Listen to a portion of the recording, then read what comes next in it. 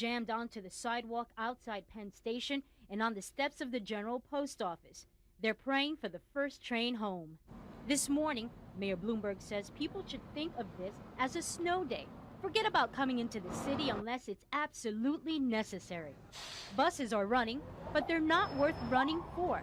There are no trains to connect with. And the buses that do run will be crawling through traffic. Walking this morning remains the main mode of transportation. The LIRR and Metro North are not running. And the subway system is in total disarray.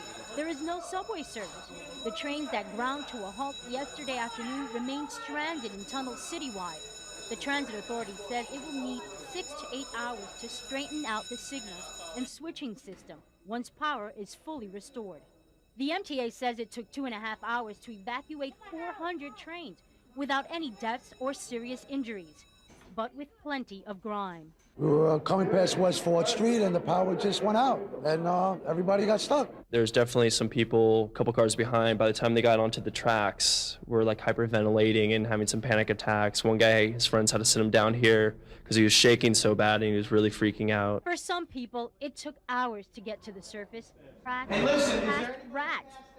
By the time they got to the surface, some people seemed burned out. It was just the not knowing, if we had been told it would be 2 hours and the fire department on their way, it'd be fine, but it just got hotter and hotter and I didn't know what was happening.